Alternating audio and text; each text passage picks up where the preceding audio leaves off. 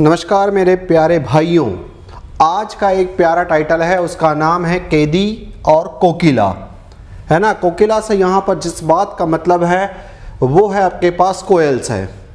और अगर हम यहाँ पर कैदी की बात करते हैं तो चूंकि ये चैप्टर जिनके द्वारा लिखा गया है उनका नाम है माखनलाल चतुर्वेदी। जब अगर हम यहाँ पर माखनलाल चतुर्वेदी साहब की अगर बात करते हैं, माखनलाल चतुर्वेदी साहब की अगर बात करते हैं तो इनका जन्म है आपके पास 1889, मतलब हम यहाँ पर ये कह सकते हैं कि 1990 में इनका जन्म हुआ है। तो जब अगर 1990 का इनका अगर जन्म है तो उस समय का आप समय देख सकते हो कि हमारा यहाँ राज किसका था। 1889 में राज किसका था, उसके हिसाब से इस पूरे पाठ का आप यहाँ पर जिस्ट निकाल सकते हैं, जो कि स्वतंत्रता का संग्राम कहीं ना कहीं चल रहा था। 1857 का कॉन्सेप्ट जो है आगे की तरफ बढ़ चुका था। जन्म इनका होता है 1889 में, लेकिन बात यही होती हुई दिखाई देती है कि क्या स्वतंत्रता के संदर्भ में माखनलाल चतुर्वेदी साहब को भी जेल की यात्राएं करनी पड़ी होगी, क्या कभी ये भी जेल गए होंगे और जेल की कोठरी में यहाँ पर इस प्रकार से उनको भी बंद कर दिया गया होगा, और क्या वहाँ पर कोयल की जो है बात आती हुई दिखाई दी होगी, या कोयल कभी आई होगी और कोयल ने भी अपनी मधुर आवाज से यहाँ पर कुछ बताने का प्रयास किया होगा। इसी बात को लेकर के शानदार तरीके से इस कैदी और कोकिला पाठ में माखनलाल चतुर्वेदी ने अपनी बातों को स्पष्ट करने का प्रयास किया। चूंकि यहाँ पर कविता बड़ी है, लेकिन इस कविता बड़ी होने से इसका जो मार्मिक वाला जो पॉइंट है, इसकी जो मुख्य रूप से अपने पास यहाँ पर जो बातें हैं उन बातों को इसमें हाईलाइट किया जाएगा, या हमारे जहाँ से प्रश्न बन सके, चाहे वो फिर इसमें यहाँ पर जीवन परिचय जो माखनलाल चतुर्वेदी साहब है उनके जीवन परिचय से रिलेटेड बातें अगर कुछ हो, या फिर कैदी और कोकिला पाठ के संदर्भ में यहाँ पर प्रश्नों की कोई बात हो। इसी में इसको ध्यान रखना है। इसी में इसको यदि अगर आप प्रॉपर तरीके से ध्यान रख लेंगे तो आपका इसमें यहाँ पर हम मान करके चलते हैं कि प्रश्न तो गलत नहीं होगा केवल इमेज देखने से। इसलिए तो यहाँ पर ये कहा जाता है कि जिंदगी में जो दृश्य बिंब होते हैं, प्रतिबिंब होते हैं, चलचित्र होते हैं, चित्र होते हैं, क्या उनका रोल महत्वपूर्ण होता है? तो आंसर आता हुआ दिखाई देता है इसमें यस। चलते हैं यहां से आगे की तरफ। कैदी और कोकिला पाठ के संदर्भ में माखनलाल चतुर्वेदी में सबसे पहले बात यहां पर आती है कि आप सब लोगों को यह पता है कि माखनलाल चतुर्वेदी को एक भारतीय आत्मा कहा जाता है। क्या आप इस प्रश्न का उत्तर देने में सक्षम हैं कि माखनलाल चतुर्वेदी को एक भारतीय आत्मा किसने, कौन से विद्वान ने कहा? दूसरा प्रश्न कि क्या हम यहां पर इस प्रश्न का उत्तर देने में सक्षम हैं कि माखनलाल चतुर्वेदी को एक भारतीय आत्मा क्यों कहा जाता है? सबसे प्यारा और क्वालिटी वाला प्रश्न तो आपके लिए इसमें यहां पर यही है कि इन्हें एक भारत की आत्मा कहा जाता है। क्या तुम्हारे अंदर आत्मा है? हाँ। इसका मतलब है यहां पर कि वो भारत की आत्मा है। हाँ। इसका मतलब है कि क्या इन्होंने भी यहाँ पर जो इनके अंदर राष्ट्रीय भावना, राष्ट्रीय चेतना जो है वो कूट कूट करके भरी पड़ी होगी, इसीलिए इनको क्या भारतीय आत्मा का दर्जा दिया गया है? तो ये बात अपने को इसमें यहाँ पर मुख्य रूप से देखना है। तो पहला पॉइंट कि माखनलाल चतुर्वेदी साहब को एक भारतीय आत्मा कहा जाता है। इस भारतीय आत्मा क्यों कहा जाता है, तब अपन इसका उत्तर आता है कि उनकी रचनाओं में राष्ट्रीय भावना, देश के प्रति त्याग और बलिदान की भावना मिलती है, इसलिए इन्हें एक भारतीय आत्मा के रूप में हम जानते हैं। फिर बात आती है कि माखनलाल चतुर्वेदी साहब का जन्म कब है, तो अपने पास यहाँ पर आंसर आता हुआ दिखाई देता है, वो है इसमें 1889, है ना। अब यहाँ पर 1889 की भी अगर आप तारीख लेते हो तो 4 अप्रैल 1990 में इनका जन्म होता है। फिर अगला प्रश्न आपके पास यहाँ से बाई चांस अगर बना तो कि कौन से गांव में, बाबई गांव में, ये बाबई गांव मध्य प्रदेश के कौन से जिले में आता है? होशंगाबाद में। तो ये अपने पास यहां से 3 प्रश्न हो गए। इनका जन्म वर्ष क्या है? 1889, कौन से गांव में, बाबई गांव में, कहां पर पड़ता है? होशंगाबाद में पड़ता है। इनका देहांत या निधन कब होता है? तो आंसर आपके पास 1968। पिता का नाम क्या है? नंदलाल चतुर्वेदी। मात्र 16 वर्ष की अवस्था में ही शिक्षक बने थे। सोचिए, मात्र 16 ईयर की एज में। हो सकता है कि तुम में से, हम में से जो अभी तैयारी कर रहे हो उसमें वहाँ पर कोई 22 से लेकर के एक रेंज होगी आपके पास 35, 36 तक की, लेकिन कोई बात नहीं है।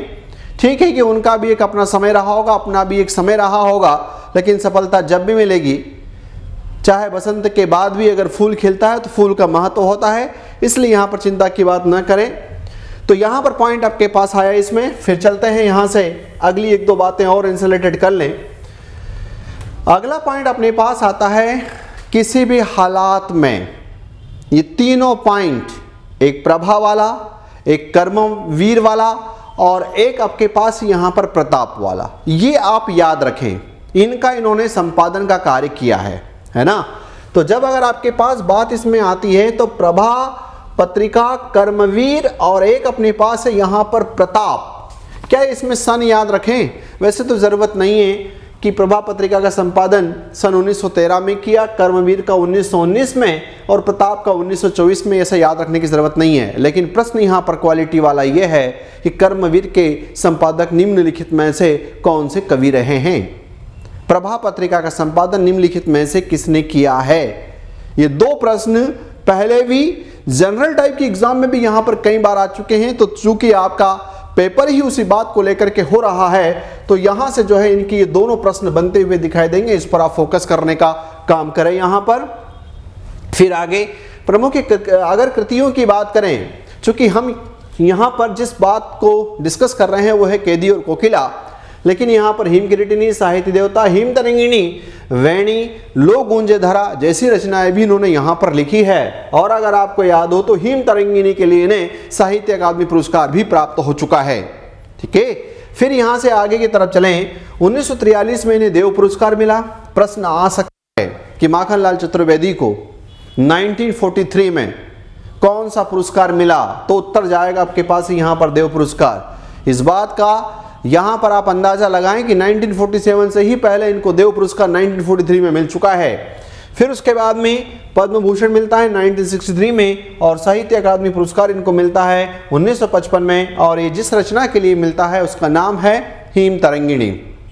ठीक है, तो ये पॉइंट अपने पास यहाँ से इसमें कि सबसे क्वालिटी वाला प्रश्न तो आपके पास प्रभा है, दूसरा आपके पास कर्मवीर है और तीसरा आपके पास प्रताप हैं। ये अपने को मेन याद रखना है।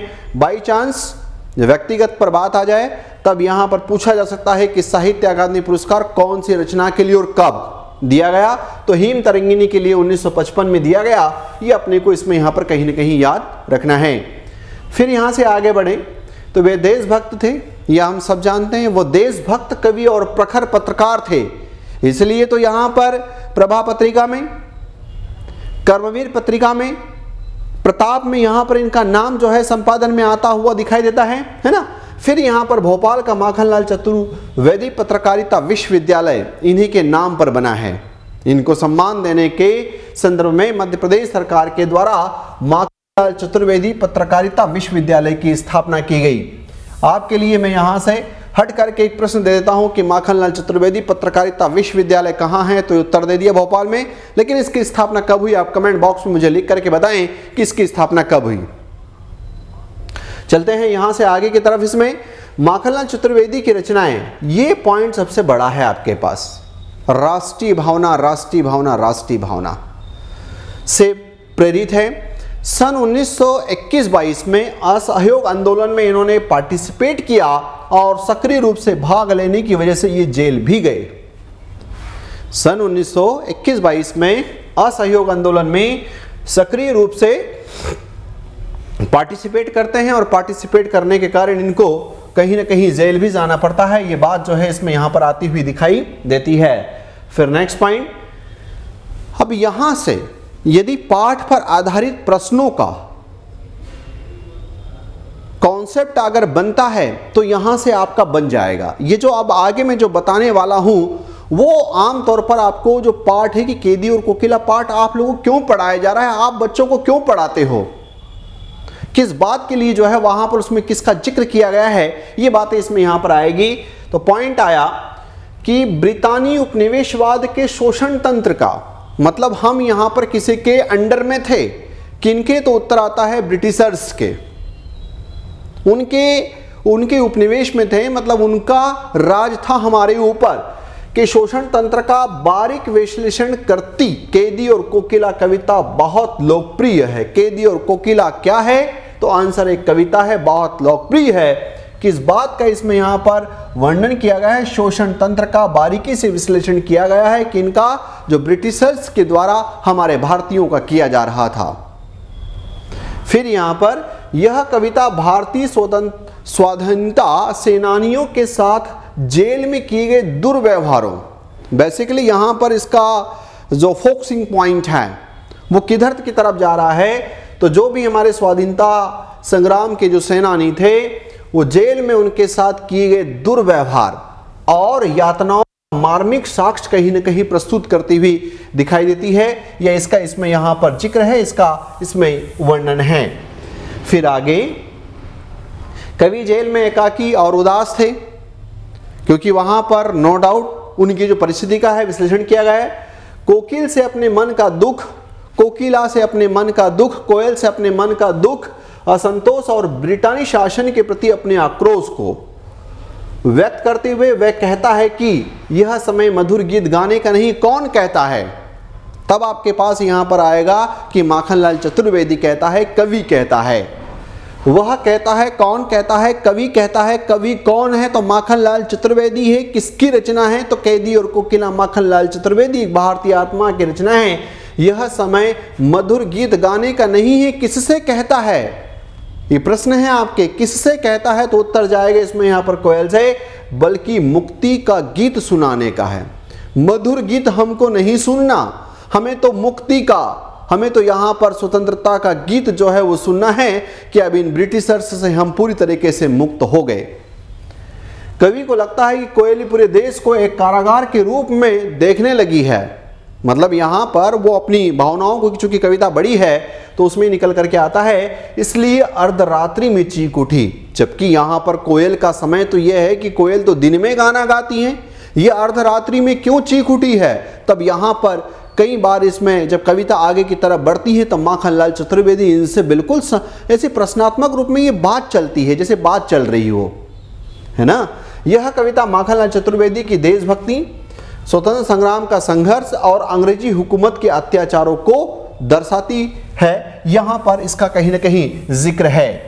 फिर आगे चले यहां से, तो कवि का मुख्य ध्येय क्या है, कैदी और कोकिला के माध्यम से आपको क्या बताना चाहते हैं।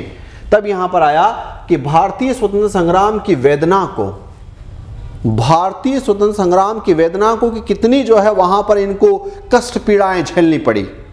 फिर उन्होंने कोयल की पीड़ा को स्वतंत्रता सेनानियों की पीड़ा से जोड़ा है। कोयल की पीड़ा को स्वतंत्रता सेनानियों की पीड़ा से जोड़ा है क्योंकि अर्धरात्रि में चीखना, है ना, ब्रिटिश शासन के अन्याय और अत्याचार को उजागर किया है। और यह कविता स्वतंत्र संग्राम में लोगों को प्रेरित करने के उद्देश्य से, यह कविता स्वतंत्रता संग्राम में लोगों को प्रेरित करने के उद्देश्य से लिखी गई है। ठीक है, तो ये पॉइंट अपने पास यहां पर है इसमें। फिर यहां से चले आगे की तरफ, तो विषय वस्तु का विवेचन, चूंकि कविता बड़ी है तो इसलिए यहां पर इसको सिस्टमेटिक ढंग से एनालिसिस जब अगर किया गया तो एक पॉइंट आता है इसमें विषय वस्तु का, जब पूरी कविता की विषय वस्तु का विश्लेषण करते हैं विवेचन, तब पॉइंट आया दमन और संघर्ष। कवि ने जेल में अपने अनुभव का वर्णन किया है और अंग्रेजों द्वारा किए गए दमन को उजागर किया है। अपना अनुभव, जेल का अनुभव और अंग्रेजों का दमन। ठीक है, फिर यहां पर स्वतंत्रता की आकांक्षा, कोयल और कवि के बीच संवाद स्वतंत्रता की इच्छा को व्यक्त करता है कि अरे तू तो मुक्त गमन जो है वहां पर गगन में घूम रही है और हम यहां पर जेल की अंधेरी कोठरियों में बैठे हुए हैं।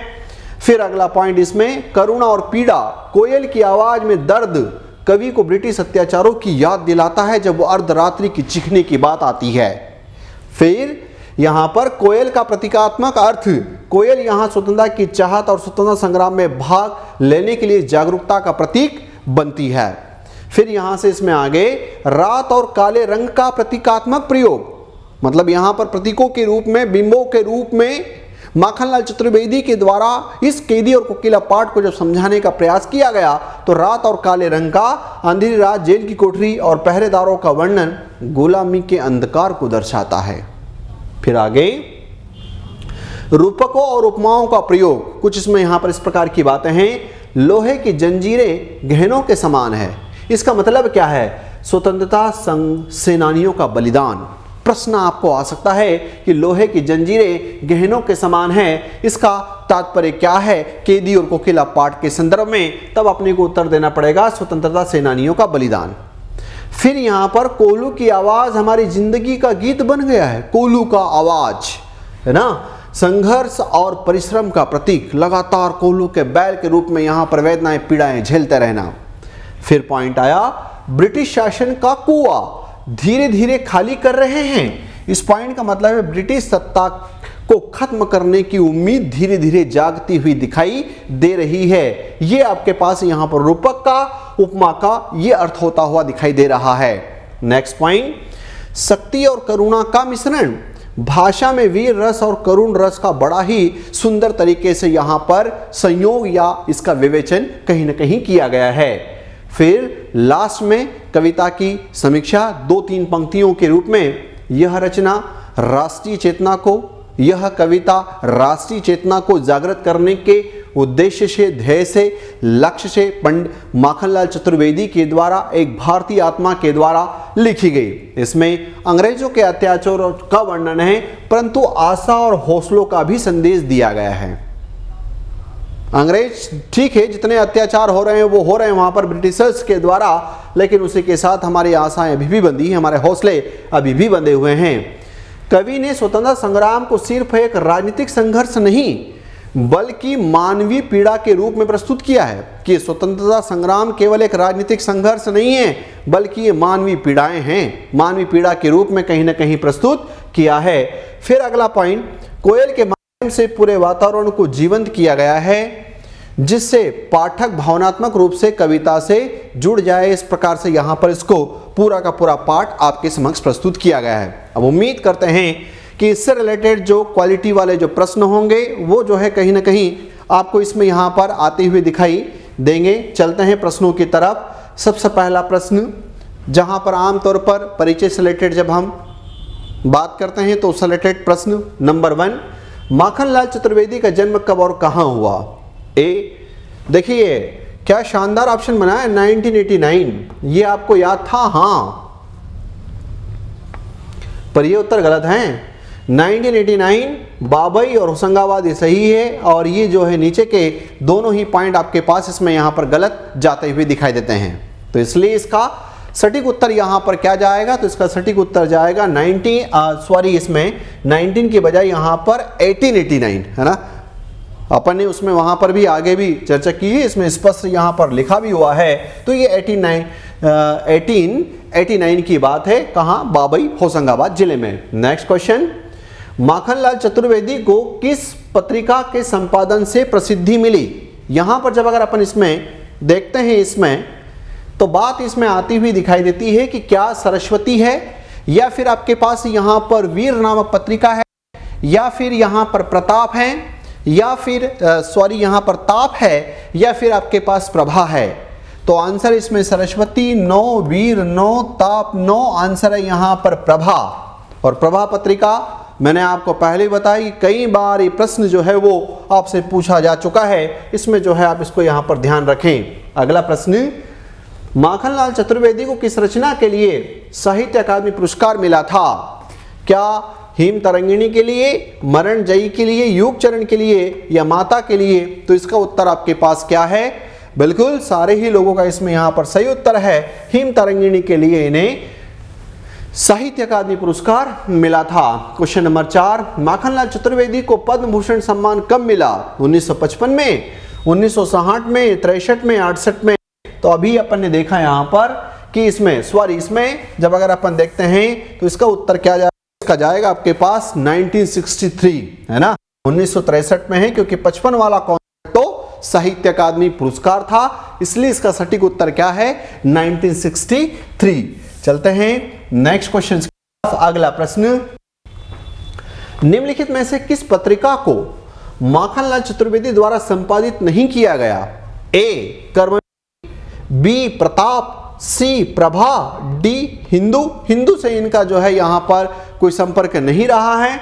इनका मेन योगदान प्रभा के लिए, प्रताप के लिए, और एक आपके पास यहां पर नाम कर्मवीर, जिसमें सबसे ज्यादा कर्मवीर और प्रभा ये दो टाइटल बार बार पूछे जा चुके हैं। इसको थोड़ा सा फोकस में लेकर के चले, है ना। चलते हैं नेक्स्ट क्वेश्चंस की तरफ। माखनलाल चतुर्वेदी किस आंदोलन में भाग लेने के कारण जेल गए?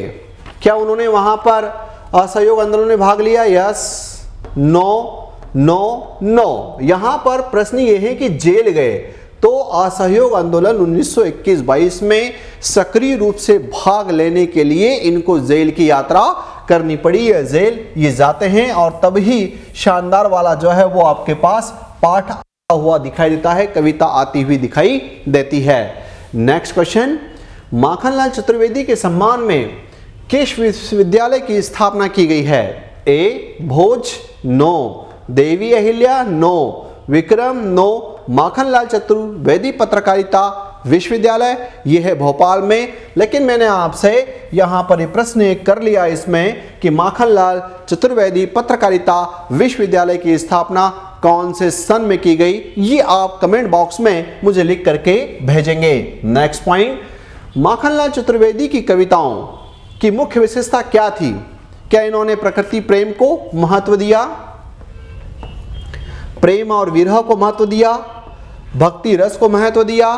तो आंसर आता है कि इन्होंने यहां पर जिस बात को महत्व दिया वो नाम क्या है? तो राष्ट्रीय भावना। बिल्कुल आप सभी लोगों का इसका उत्तर यहां पर सही है। नेक्स्ट, माखनलाल चतुर्वेदी को 1943 में कौन सा पुरस्कार मिला था? ए ज्ञानपीठ, नहीं। देव पुरस्कार, यस, 1943 में देव पुरस्कार साहित्य अकादमी। तो पॉइंट आपके पास 1955 है और पद्मश्री से संबंध नहीं है। इनका जो पुरस्कार था वो है पद्म भूषण। तो इसलिए यहां पर 1943 का इसका उत्तर क्या जाएगा? तो वो है आपके पास देव पुरस्कार। Very very most important question. Next point, Makhanlal Chaturvedi का निधन कब हुआ था? क्या 1958 में? नहीं। 60 में? नहीं। 1968 में? आंसर है यस। न जो है यहां पर आपके पास 1972 में। तो ये विशेष आपको इसमें कि इसका उत्तर जो है क्या है? तो वो है आपके पास देहांत या निधन का जो समय है वो है 1968। चलते हैं अगले प्रश्न की तरफ। क्वालिटी वाला प्रश्न है और हो सकता है कि आपको मिल जाए इसमें। केदी और कोकिला कविता का मुख्य विषय क्या है? प्रकृति सौंदर्य, प्रेम, विरह, नहीं। ब्रिटिशर्स शासन की क्रूरता और स्वतंत्रता संग्राम को जो है कहीं न कहीं उजागर करना है, इसलिए इसमें यहाँ पर इस प्रकार की बातें आती हुई दिखाई नहीं देती। तो इसका उत्तर आपके पास यहाँ आ जाएगा। तो वो पॉइंट इसमें है यहाँ पर सी। नेक्स्ट क्वेश्चन, केदी और कोकिला कविता में कोयल की चीख को किससे जोड़ा गया है?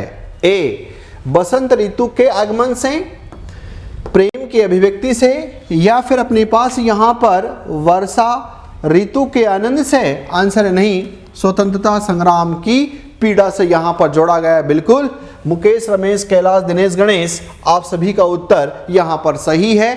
नेक्स्ट क्वेश्चन, कविता में कोयल के माध्यम से कवि क्या संदेश देना चाहता है? ए मधुर संगीत का महत्व, नहीं। पशु पक्षियों के प्रति प्रेम, नहीं। प्रकृति की सुंदरता का वर्णन, नहीं। स्वतंत्रता के लिए संघर्ष की आवश्यकता है। कोयल के माध्यम से क्या संदेश देना चाहता है? स्वतंत्रता के लिए संघर्ष की आवश्यकता है और सभी लोगों को कहीं ना कहीं यहां पर इससे जुड़ना चाहिए। इसका आंसर ये जाएगा आपके पास।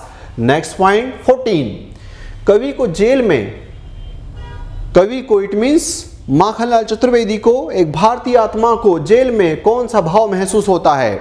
ए उमंग से रहते हैं, क्रोध और प्रतिशोध से, प्रेम और शांति से, उदासी और एकाकीपन।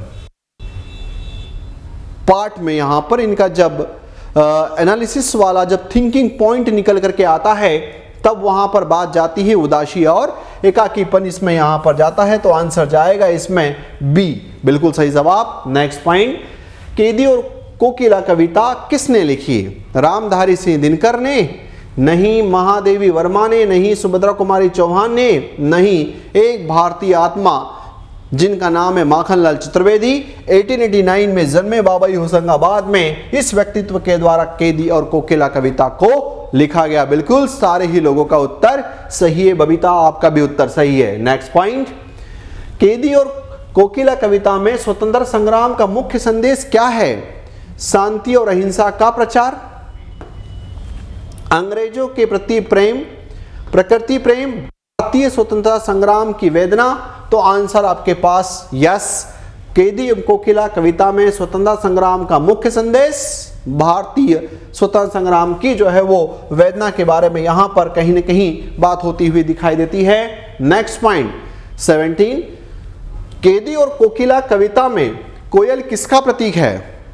ए प्रेम और सौंदर्य का नहीं, अंधकार और दुख का नहीं, अन्याय का समर्थन का नहीं, स्वतंत्रता की चाहत का और स्वतंत्रता के प्रति जागरूकता का। तो इसलिए इसका उत्तर यहां पर आपके पास क्या जाएगा? तो इसका उत्तर है यहां पर आपके पास।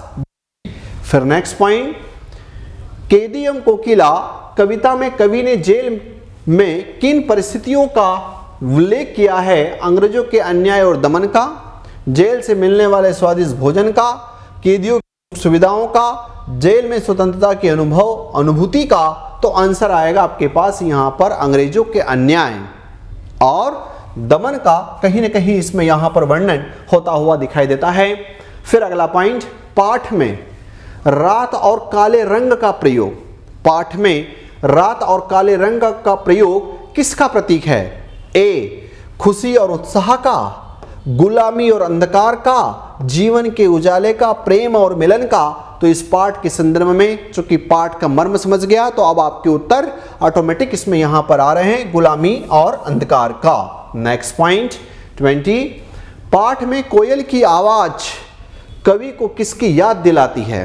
स्वतंत्रता सेनानियों के संघर्ष की, अपने बचपन के दिनों की, वर्षा ऋतु के आगमन की, बसंत के उल्लास की, स्वतंत्रता सेनानियों के संघर्ष की। अब देखो कभी कभी इस प्रकार की जो बातें होती है, क्या कोयल का संबंध बसंत ऋतु से है? आंसर है यस। यदि पाठ के बारे में समझ नहीं होगी तो इसका उत्तर यहां पर डी लगाने की संभावनाएं बनती है, हाँ। लेकिन ऐसा बाहरी नॉलेज तुम्हारे पास कितना भी है, लेकिन पाठ का एक एनालिटिकल थिंकिंग प्रोसेस अगर आपके पास नहीं है तो प्रश्न इसमें यहां पर गलत होने की संभावनाएं बनती हैं। तो आंसर इसमें आता है यस, है ना। चलते हैं आगे की तरफ। 21, कैदी एवं कोकिला कविता का मुख्य उद्देश्य क्या है? क्या भारतीय संस्कृति का बखान करती है ये कविता? प्रकृति के प्रेम को व्यक्त करती है, युद्ध की भयावहता को दर्शाती है, या स्वतंत्रता संग्राम के लिए लोगों को प्रेरित करती है? तो यही है कि स्वतंत्रता संग्राम के लिए लोगों को प्रेरित करना है। और इस बात को यहां पर बड़ी कविता में जब ये बताते हैं यहां पर धुआंधार तरीके से, तो उसमें वास्तव में जब कविता पढ़ते हो तो आपको समझ में आता है कि नहीं, कविता का भी हमारे स्वतंत्रता आंदोलन में भाग लेने के लिए, लोगों को मोटिवेट करने के लिए कहीं ना कहीं जगाती हुई दिखाई देती है। नेक्स्ट क्वेश्चन, अंग्रेजों द्वारा किए गए अत्याचार को किस माध्यम से दर्शाया गया है? जेल के अनुभवों द्वारा, कोयल की मीठी बोली द्वारा, बसंत ऋतु के वर्णन द्वारा, एक राजा की कहानी द्वारा, जेल के अनुभवों द्वारा। कि वो किस प्रकार के अत्याचार, वहां पर क्रूर वाले अत्याचार, जेल में जो कैदी बंद होते थे उनको किस प्रकार की वेदनाएं वो देते थे, उसका जो है इसमें यहां पर जिक्र है। तो आपके पास आंसर इसमें क्या जाएगा? ये है आपके पास ए। प्रश्न शानदार वाले पॉइंट हैं।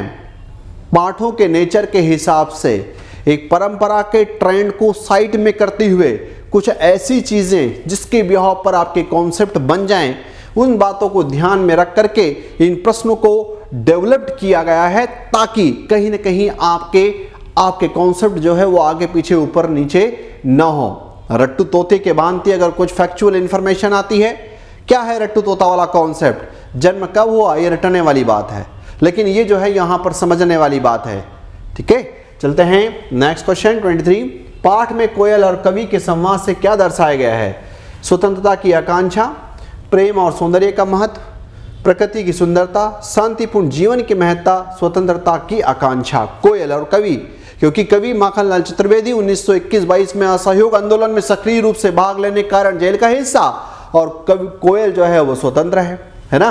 तो इसलिए इसमें यहां पर स्वतंत्रता की आकांक्षा, इसीलिए कहते हैं कि अरे तू मधुर मधुर गीत क्या सुनाती है, अगर तेरे को सुनाना ही है तो ये मुक्ति का गीत सुना। और मुक्ति किन से? तो इन ब्रिटिशर्स से हमको मुक्ति चाहिए। नेक्स्ट क्वेश्चन, लोहे की जंजीरें गहनों के समान हैं, रूपक किस भावना को व्यक्त करता है? स्वतंत्रता सेनानियों का बलिदान, गुलामी की भयावहता, कैदियों की कठिनाइयां, ब्रिटिश शासन की शक्ति, लोहे की जंजीरें गहने के समान हैं। तो इसलिए हम यहां पर स्वतंत्रता सेनानी बलिदान देने के लिए तैयार हैं। तो इसका उत्तर आपके पास क्या जाएगा? तो यह है इसमें यहां पर ए। नेक्स्ट क्वेश्चन, अगला, कोल्हू की आवाज हमारी जिंदगी का गीत बन गया, है ना। इन कविताओं में इनका जिक्र है, कोल्हू की आवाज हमारी जिंदगी का गीत बन गया। उपमा किसका प्रतीक है? प्रेम और त्याग का, प्रकृति की मधुरता का, संन्यास और वैराग्य का? नहीं, कोल्हू का आवाज संघर्ष और परिश्रम, चलते जा चलते जा चलते जा, है ना। तो इसलिए ये आपके पास पॉइंट आता है। इसका उत्तर क्या जाएगा? बिल्कुल सही जवाब। सभी लोगों ने इसका आंसर दिया है यहां पर बी। नेक्स्ट पॉइंट, ब्रिटिश शासन का कुआं धीरे धीरे खाली कर रहे हैं, इस कथन का अर्थ क्या है? ब्रिटिश शासन का कुआं धीरे धीरे खाली कर रहे हैं, इस कथन का अर्थ क्या है? ब्रिटिश सरकार जल संकट का सामना कर रही थी? नो। अंग्रेजों का प्रशासन बेहतर हो रहा था? नहीं। भारतीय अर्थव्यवस्था कमजोर हो रही थी? नहीं। भारतीय स्वतंत्रता संग्राम ब्रिटिश सत्ता को समाप्त कर रहा था। इसलिए यहां पर कहा कि अब ब्रिटिश शासन का कुआं धीरे धीरे खाली हो रहा है। इसका मतलब है कि अब इनके जाने का समय आ गया है और फाइनली वो हम समय यहां पर कब देखते हैं? तो जब 15 अगस्त 1947 का दिन आता हुआ दिखाई देता है, उस दिन आप ये बात जो है वो इसमें यहां देखते हो या आइडेंटिफाई करते हो। फिर पॉइंट नंबर 26, कैदी एवं कोकिला कविता की भाषा शैली में कौन सा रस प्रमुख रूप से इसमें देखा जाता है या पाया है? श्रृंगार हास्य की बात नहीं है, शांत भयानक की बात नहीं है, अद्भुत वात्सल्य की बात नहीं है। यहाँ पर वीर रस और करुण, वीर मतलब वीरता के संघर्ष के लिए हम यहाँ पर तैयार हैं, चाहे यहाँ पर शत्रुओं के कितने भी हुंकार क्यों न हो। करुण यहाँ पर कि जिस प्रकार से उन पर वेदनाएं और वेदनाओं के बाद जो उनके अपने इस दुनिया से जाते हुए दिखाई दिए, तो इसलिए यहाँ पर वीर रस एवं करुण रस का विवेचन इसमें कहीं न कहीं है। फिर अगला पॉइंट, कवि ने स्वतंत्रता संग्राम को किस रूप में प्रस्तुत किया है? ए, केवल एक राजनीतिक आंदोलन के रूप में, केवल आर्थिक संघर्ष के रूप में, मानवीय पीड़ा और संघर्ष के रूप में, या धार्मिक संघर्ष के रूप में? कवि ने स्वतंत्रता संग्राम को मानवीय पीड़ा और संघर्ष के रूप में, बिल्कुल यहाँ पर संतोष महेश आप सभी के उत्तर इसमें सही हैं। मानवीय पीड़ा और संघर्ष इसका आंसर कहीं ना कहीं जाएगा। चलते हैं यहाँ से अगले पॉइंट की तरफ। 29, पाठ में कोयल के माध्यम से पाठक पर क्या प्रभाव डाला गया है? पाठक को मनोरंजन प्रदान करना है? बिल्कुल भी उद्देश्य नहीं है इस कविता का। पाठक को करुण रस से जोड़ना है, पाठक को भावनात्मक रूप से स्वतंत्रता संग्राम के लिए जोड़ देना है, ताकि जब इसकी आवश्यकता पड़ती हुई दिखाई दे तब ये पीछे न आए, पीछे न जाएं, और पाठक को प्रकृति प्रेम की ओर प्रेरित करना है। तो आंसर अपने पास आता है नहीं, इसका आंसर यहां पर क्या जाएगा? तो इसका उत्तर है आपके पास सी। नेक्स्ट क्वेश्चन 30, कवि कोयल की कूक सुनकर क्या अनुभव करता है? क्या कोयल की कूक से आनंद और शांति, दुख, असंतोष और आक्रोश व्यक्त करता है? कोयल की आवाज का आनंद उठाता है, चुप करने का प्रयास कराता नहीं, दुख, असंतोष और आक्रोश, और इसी बात को लेकर के कि तू जो है यहाँ पर हमें अब मधुर गीत मत सुना, तू तो ये मुक्ति के गीत सुना कि हम इनसे जो है वो आज़ाद हो गए। इस प्रकार की बात को यहाँ पर बताया गया है। तो इसका उत्तर सटीक में क्या जाएगा? आंसर जाएगा बी, दुख, असंतोष और आक्रोश व्यक्त करता है। फिर 31, कवि को क्यों लगता है कि कोयल भी पूरे देश को कारागार के रूप में देखने लगी है? कवि को क्यों लगने लगा कि अब कोयल भी पूरे देश को ही कारागार के रूप में देख रही है? हम तो यहाँ पर कारागार के अंदर हैं, लेकिन कोयल जो है पूरे देश को ही देख रही है। एक, क्योंकि कोयल हमेशा जल के पास ही गाती है, क्योंकि कोयल की आवाज़ मधुर नहीं है, क्योंकि कोयल अर्धरात्रि में चीख उठी। और यहाँ पर प्रश्न खड़ा करते हैं कि अरे ये कोयल, तू अर्धरात्रि को क्यों चीख उठी है? ऐसी कौन सी जो है वो दावा न ला गई है? यहां पर इस प्रकार के इनकी जब प्रश्नों वाली स्टाइल में जब बातचीत होती है तो ये बात उसमें वहां पर आती, क्योंकि कोयल अर्धरात्रि में चीख उठी है, कोयल हमेशा दुखद गीत गाती है। नहीं, इसका सटीक आंसर बिल्कुल देवेंद्र और आदि लोगों का इसमें उत्तर सही है, वो है आपके पास यहां पर क्या, तो उत्तर है इसमें सी। नेक्स्ट क्वेश्चन, कोयल के बोलने के निम्नलिखित में से कौन से संभावित कारण नहीं हैं? प्रश्न आते ही उस पर हमें इस बात का यहां पर प्रेशर देना होता है कि कौन से पॉइंट की तरफ ध्यान आकर्षित कराया गया है। यह किसी का संदेश लेकर आई है ना, यह कैदियों के प्रति संवेदना व्यक्त कर रही है, यह अंग्रेजों का समर्थन कर रही है। ये सेंटेंस जो है यहां से गलत होता हुआ दिखाई दे रहा है, इसलिए इसका उत्तर क्या जाएगा, तो इसका उत्तर आपके पास यहां पर जाएगा सी। ठीक है, चलते हैं, क्योंकि यह ब्रिटिश शासन के प्रति विद्रोह की चेतना जगा रही है, तो आंसर आता है कि हां, पर अंग्रेजों के समर्थन करने के लिए कोयल कोकिला को यहां पर चर्चा में नहीं लिया है। नेक्स्ट पॉइंट, ब्रिटिश शासन की तुलना किससे की गई है? ए, स्वतंत्रता की रोशनी से? नहीं।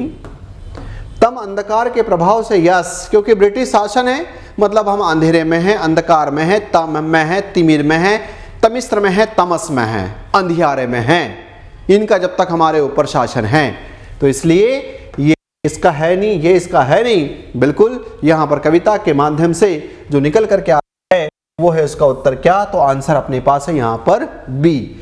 नेक्स्ट पॉइंट, ब्रिटिश शासन को तम के प्रभाव के समान क्यों माना गया है? तम मतलब अंधकार, अंधेरा, अंधियारा, तमिस्र, तमस, क्योंकि अंग्रेजों ने भारत में शिक्षा का प्रचार किया, क्योंकि अंग्रेजों ने भारत के लोगों पर अत्याचार किए और उनकी संपदाएं लूटी 100%, और इस प्रकार से लूटी, ये कहा भी जाता था उस समय वहां पर जब चर्चाएं होती हैं तो एक जगह बात आती थी कि बादल हमारे यहां बनते हैं यमुना नदी पर, यमुना नदी पर बादल बनते हैं और ये बादल बरसते हैं कहां? लंदन में जाकर के टेम्स नदी पर। तो इसका मतलब यही है कि यहाँ की जो अकुत धन संपदाएं थी, इनको जबरदस्त तरीके से इन्होंने ब्रिटिशर्स ने लूटने का काम किया, तो उत्तर आता हुआ दिखाई देता है आपके पास हाँ, है ना।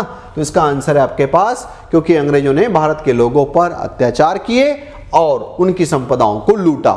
अगला प्रश्न, ब्रिटिश शासन के दौरान भारत में क्या हुआ? भारतीयों को स्वतंत्रता मिली, भारतीय संस्कृति का उत्थान हुआ, भारतीयों पर अत्याचार हुए और उनकी संपदा को इंग्लैंड भेजा गया।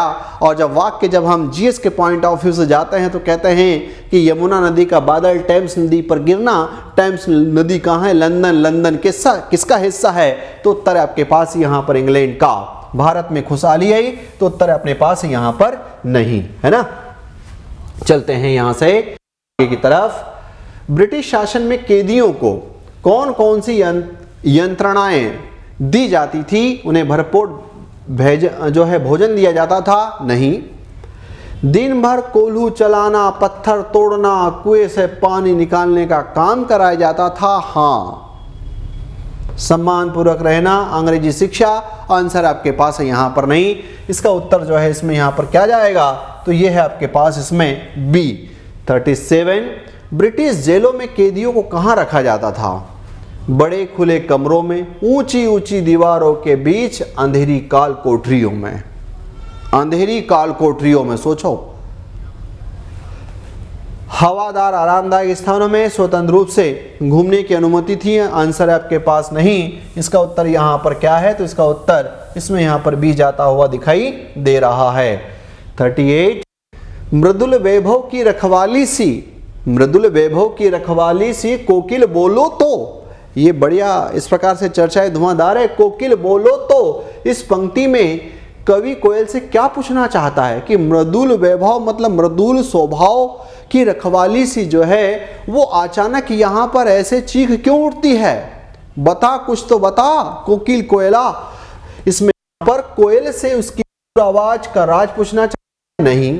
कोयल से उसके दुख का कारण जानना चाहता है, भाग लेने कहता है, अंग्रेजों की तारीफ करने कहता नहीं। कोयल से उसके दुख का कारण कि आर्द्र रात्रि को तू क्यों चीख रही है।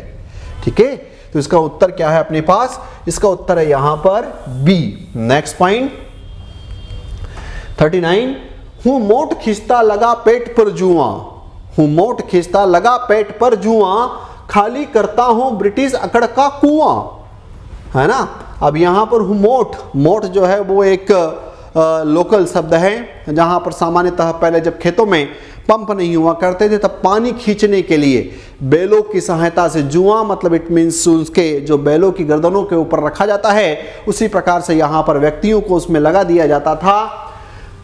और इसमें आया कि इस पंक्ति का भावार्थ क्या है। कवि अपनी मेहनत से अंग्रेजों के शासन को कमजोर करने की बात करता है, कवि अंग्रेजों की ताकत बढ़ने की बात करता है, कवि अपने काम से खुश है, कवि को पानी निकालने का काम पसंद है, कवि अपनी मेहनत से अंग्रेजों के शासन को कमजोर करने की बात करता है कि अब हमने यहाँ पर जो है हमारे शासन को हिला करके इस पर रहेंगे। नेक्स्ट क्वेश्चन, ब्रिटिश शासन के दौरान कैदियों के साथ कैसा व्यवहार किया जाता था। उनके साथ मान सम्मान दिया जाता था, नहीं। उन्हें स्वतंत्रता दी जाती थी, नहीं। उन्हें उच्च शिक्षा प्रदान की जाती थी, नहीं। उनके साथ अमानवीय व्यवहार किया जाता था। ये इसका जो है आंसर यहाँ पर जाएगा। तो इसका आंसर क्या है, आंसर है आपके पास बी, बिल्कुल सही जवाब। नेक्स्ट पॉइंट, कवि को कोयल से ईर्ष्या क्यों हो रही है। कवि को कोयल से ईर्ष्या क्यों हो रही है। कोयल सुंदर इसलिए, कोयल को आजादी प्राप्त है जबकि कवि जेल में है। कोयल के पास अधिक भोजन है, कोयल को लोग ज्यादा पसंद करते हैं। आंसर है यहां पर नहीं। इसका उत्तर सटीक पर क्या जाएगा, कमलेश, अलकेश, मनीष आदि का सही उत्तर है। इसका उत्तर जाएगा आपके पास बी। नेक्स्ट पॉइंट, कोयल की कौन सी विशेषता कवि को याद आ रही है। कोयल की कौन सी विशेषता कवि को याद आ रही है। उसकी उड़ने की क्षमता, उसके कर्कश स्वर, उसके मधुर गीतों की स्मृतियां। जहां पर वो जब चीखती है तब ये बात आती हुई दिखाई थी कि अर्धरात्रि को चीख रही है तो उसकी मधुर गीतों की जो स्मृतियां हैं वो याद आ रही, न कि उसकी यहाँ पर चालाकी। बिल्कुल इसका उत्तर क्या जाएगा, तो इसका आंसर जाएगा वो है आपके पास सी। चलते हैं अगले प्रश्न की तरफ। कोयल के चीखने से कवि को क्या अजीब लग रहा है। कोयल पहले भी ऐसी चीखती थी, नहीं। कोयल हमेशा मीठे गीत गाती थी पर अब वह कर्कश चीख रही है।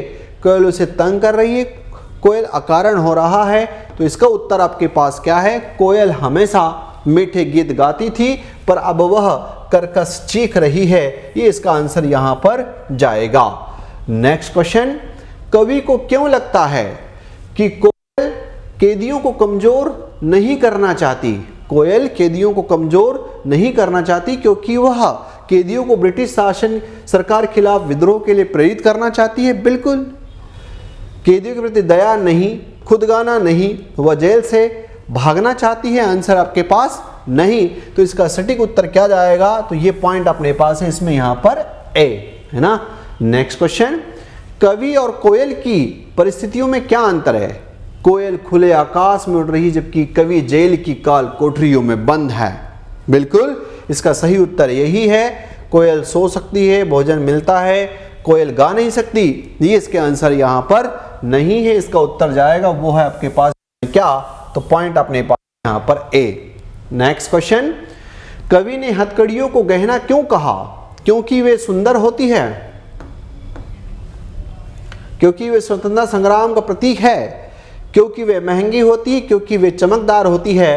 तो इसका उत्तर क्या है, क्योंकि वे स्वतंत्रता संग्राम का प्रतीक है। तो आंसर जाएगा अपने पास यहां पर बी।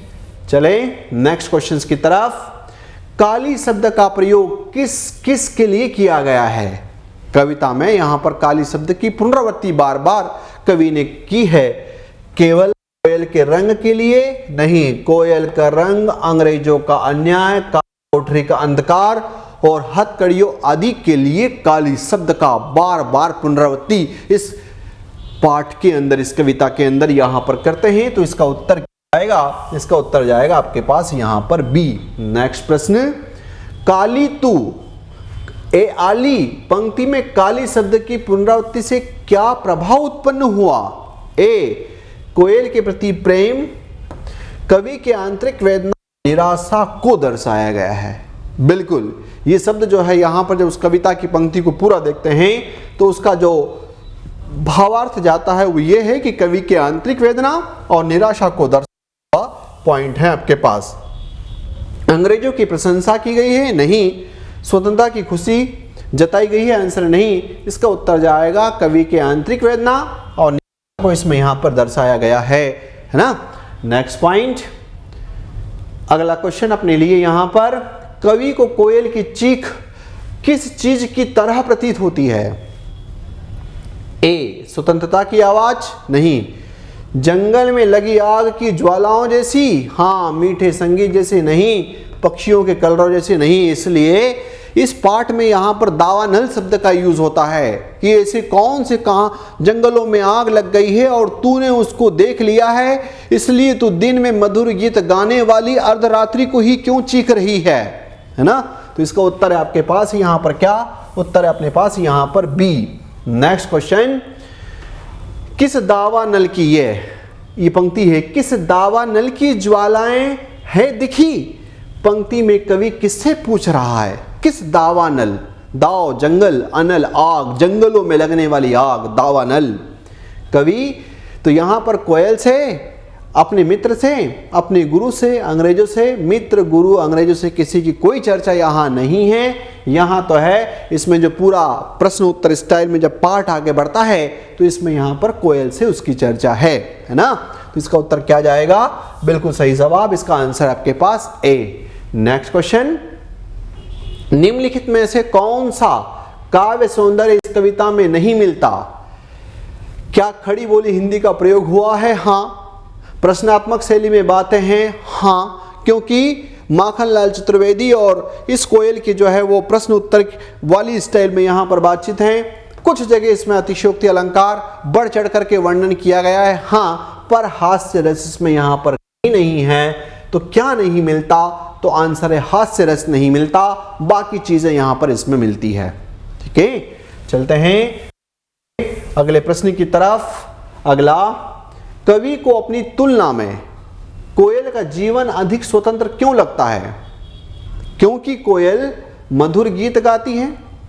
कोयल को जेल में नहीं डाला गया है क्योंकि कोयल के गीत को सराहा जाता है, जबकि कवि की रोना जो होता है उसको भी गुनाह माना जाता है, इसलिए उसको अधिक स्वतंत्र मानते हैं। क्योंकि कोयल जंगलों में रहती है, आंसर अपने पास है यहां पर नहीं। तो इसका उत्तर क्या जाएगा? तो यह है आपके पास सी। ठीक है, चलते हैं नेक्स्ट पॉइंट की तरफ। कोयल का रणभेरी बजाने से, शब्द है जिस पर फोकस करना है, रणभेरी। कोयल का रणभेरी बजाने से कवि को क्या आशंका होती है? ए, कोयल स्वतंत्रता सेनानियों का नेतृत्व कर रही है। कोयल जेल में कैदियों को जगाकर विद्रोह के लिए प्रेरित कर रही है। हाँ, अपने साथी पक्षियों को बुला रही है, मौसम बदलने की सूचना दे रही है। नहीं, कोयल जेल में कैदियों को जगाकर विद्रोह के लिए प्रेरित कर रही है। इसका उत्तर क्या जाएगा? तो आंसर अपने पास है यहां पर बी। नेक्स्ट क्वेश्चन, कवि अन्य पक्षियों के बजाय कोयल से ही बात क्यों करते हैं? ए, क्योंकि कोयल का स्वर उसे आकर्षित करता है। कोयल हमेशा दिन में गाती है, लेकिन इस बार वह रात में चीख रही थी क्योंकि कोयल उसके बचपन की साथी थी और उसे पहचान सकती थी, आंसर है नहीं। इसका उत्तर क्या है? हमेशा दिन में ही गाती है, लेकिन इस बार वह अर्धरात्रि को चीख रही है। तभी यहाँ प्रश्न खड़ा होता है कि ऐसा कौन सा दावानल कहीं तेरे को दिख गया है, इस कारण से तो तू नहीं चीख रही है। ठीक है, तो ये पाठ आपके पास यहाँ पर कैदी और कोकिला वाला पंडित माखनलाल चतुर्वेदी का बहुत शानदार तरीके से विवेचित। कॉन्सर्ट बेस पर हम किसी से पीछे यहाँ पर पढ़ने वाले नहीं हैं। जिन चीज़ों को फैक्चुअल रूप में आप याद करना है, अपने यहाँ पर बारीक नोट्स बना करके आप उसको याद करते जाएं और पाठ का मर्म जिस्ट जो है वो अपने इसमें यहाँ पर नोट करते जाएं, ताकि आपको उसमें किसी प्रकार की कोई दिक्कत न जाए। पाठ आप अपने दोस्त यारों को भेजो और चैनल को जो है अगर सब्सक्राइब नहीं किया है तो इसको सब्सक्राइब करें और लाइक करें, कमेंट करें कि आपको और यहाँ पर किस पार्ट में किस प्रकार की या किस टॉपिक में कौन सी समस्या आ रही है, ताकि उनका समाधान एग्जामिनेशन से पहले अपन कर लें, ताकि आप अपने उद्देश्य को प्राप्त करते हुए दिखाई दें, है ना। तो इसी के साथ इस पाठ को, कैदी और कोकिला पाठ को यहीं पर विराम देते हैं। जय हिंद, जय भारत।